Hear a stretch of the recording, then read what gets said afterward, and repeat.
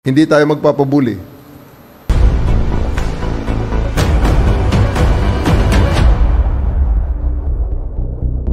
Hindi tayo magpapabuli. Bilang inyong Chief of the Philippine National Police, hindi ko papayagan na tayo ay binubuli ng ganyan-ganyan lamang, sino man sila at anuman ang status nila. Especially the name calling. Hindi natin papayagan yan. Tawagin tayong unggoy, hindi po pwede yan. Tayo ay Pilipino, tayo ay tao. Dugo, luha at pawis ang puhunan ng ating mga ninuno para itayo ang pagiging Pilipino natin. Para depensahan ang pagiging Pilipino natin. Para tayo ay respetuhin ng ibang mga tao at ibang mga bansa.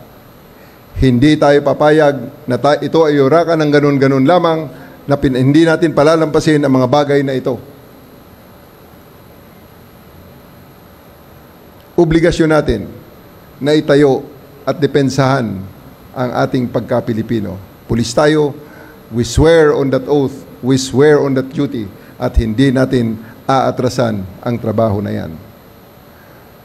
Kaya kung sino mang yuyurak sa ating pagkatao at sa ating mga kababayan,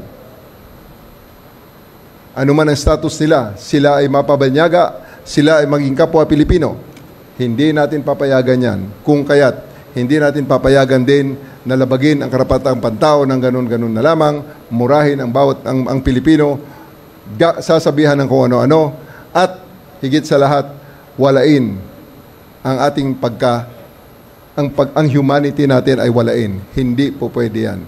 So sa ngayon, sarado natin ang chapter na yan, ipinakita natin, we stood up to the bully ran away.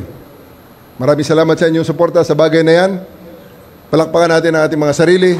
Sana naman, hindi lang sa dahil ako ang inyong Chief PNP, kundi dahil tayo ay mga pulis at isinasabuhay natin ang pagdepensa ng human rights ay numero uno sa ating trabaho.